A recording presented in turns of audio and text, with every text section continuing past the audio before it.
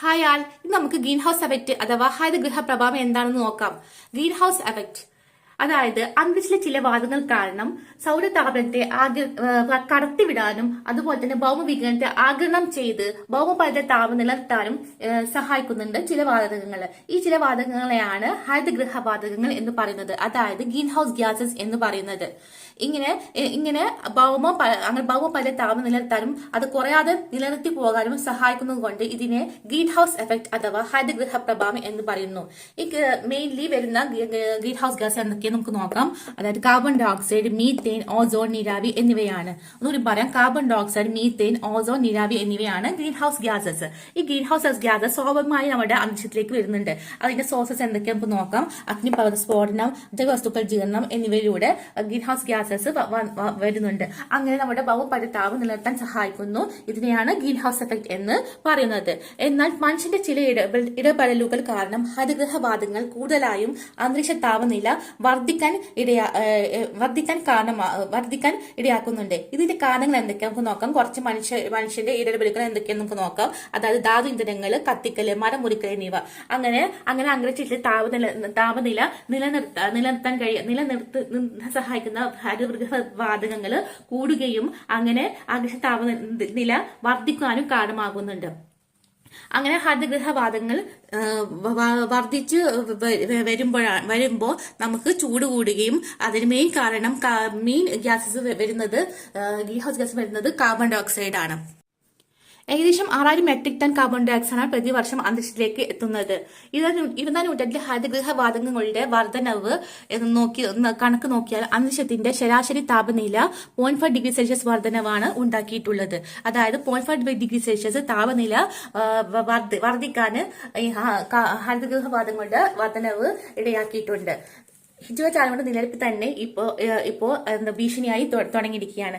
ഇങ്ങനെ carbon dye oxide കാരണം, അതായത് ഹരിതവാതകങ്ങളിലൂടെ അന്തരീക്ഷത്തിന്റെ താപനിലയിൽ ഉണ്ടാക്കുന്ന വർധനവിനെയാണ് ആഗോള താപനം എന്ന് പറയുന്നത്. ഒന്നുകൂടി പറയാം, ഗ്ലോബൽ വാർമിംഗ് പറഞ്ഞാൽ ഹരിതഗൃഹ വാതകങ്ങൾ നമ്മുടെ ജീവൻ നിലനിർത്താൻ സഹായിക്കുന്നുണ്ട്. കാരണം താപനില നിലനിർത്താൻ സഹായിക്കുന്നുണ്ട്. എന്നാലും മനുഷ്യന്റെ ഇടപെടൽ കാരണം താപനില വർദ്ധിക്കാൻ ഇടയാക്കുന്നുണ്ട്. മെയിൻലി കാർബൺ ഡൈ ഓക്സൈഡ് ആണ് ഇതിന് കാരണം. അങ്ങനെ താപനിലയിലൂടെ ഉണ്ടാക്കുന്ന വർധനവിനെ, അതായത് അന്തരീക്ഷ താപനില ഉണ്ടാക്കുന്ന വർധനവിനെയാണ് ആഗോള താപനം അഥവാ ഗ്ലോബൽ വാർമിംഗ് എന്ന് പറയുന്നത്. അങ്ങനെ അന്തരീക്ഷ താപനില വർദ്ധിക്കുകയും അതിന് അടിയന്തര നടപടി എന്ന നിലയിൽ 1997 ജപ്പാനിൽ ഒരു ഉച്ചകോടി നടത്തിയിരുന്നു. അതിന്റെ പിൻബലത്തോടെ, അതായത് 2005 141 രാജ്യങ്ങളുടെ അംഗീകാരത്തോടെ അത് നിലവിൽ വരികയാണ് ചെയ്തത്. അപ്പോൾ നിലവിൽ വന്നത് ക്യോട്ടോ പ്രോട്ടോക്കോൾ നിലവിൽ വന്നത് എന്നാണ് ചോദിച്ചാൽ 2005 141 രാജ്യങ്ങളാണ് ഇതിൽ അംഗീകാരത്തോടെ നിലവിൽ വന്നത്.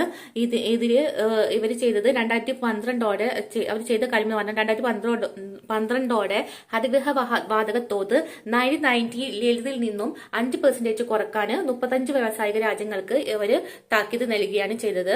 ഇതാണ് ക്യോട്ടോ പ്രോട്ടോക്കോളിൽ പറയുന്നത്. 2005 141 രാജ്യങ്ങളുടെ അംഗീകാരത്തിൽ നിലവിൽ വന്നു. ഉച്ചകോടി നടന്നത് 1997ലാണ്. 5% കുറക്കാനാണ് അവർ നിർദ്ദേശം നൽകിയത്. 35 വ്യാവസായിക രാജ്യങ്ങൾക്കാണ് അവർ ഇതിലൂടെ താക്കീത് നൽകിയത്. അതായത് 2012ഓടെ ഹരിതഗൃഹ വാതക തോത് 1990 നിന്നും 5% കുറക്കാനാണ് അവർ താക്കീത് നൽകിയത്. ഇത്രയാണ് ക്യോട്ടോ പ്രോട്ടോക്കോളിനെ പറ്റി പറയാനുള്ളത്. ഇതോടെ ഗ്രീൻ ഹൗസ് എഫക്റ്റും ക്യോട്ടോ പ്രോട്ടോക്കോൾ എന്താണെന്നുള്ളതും നമ്മൾ പഠിച്ചു കഴിഞ്ഞു. ഒന്നുകൂടി നമുക്ക് പറയാം. ഗ്രീൻ ഹൗസ് എഫക്റ്റ് എന്ന് പറഞ്ഞാൽ ഹരിതഗൃഹ വാതകങ്ങൾ, ചില വാതകങ്ങളുണ്ട് നമ്മുടെ അന്തരീക്ഷത്തില് ആ വാതകങ്ങൾ കാരണം നമ്മുടെ അന്തരീക്ഷ താപനില നിലനിർത്താൻ സഹായിക്കുന്നത്. അതിനെയാണ് ഗ്രീൻ ഹൗസ് എഫക്റ്റ് എന്ന് പറയുന്നത്. എന്നാൽ മനുഷ്യന്റെ ചില ഇടപെടൽ കാരണം അത് അന്തരീക്ഷ താപനില വർദ്ധിക്കാൻ കാരണമാകുന്നുണ്ട്. ഗ്രീൻ ഹൗസ് മെയിൻ ഗ്യാസ് പറയുന്നത് കാർബൺ ഡൈ ഓക്സൈഡ് ആണ്. ഏകദേശം 6000 metric ton carbon dioxide അന്തരീക്ഷത്തിലേക്ക് റിലീസ് ചെയ്യുന്നുണ്ട്.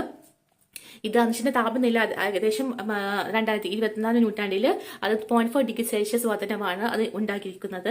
അങ്ങനെ അന്തരീക്ഷത്തിന്റെ താപനില കൂടിയ ആ ഫിനോമിനയാണ് ഗ്ലോബൽ വാർമിംഗ് എന്ന് പറയുന്നത്.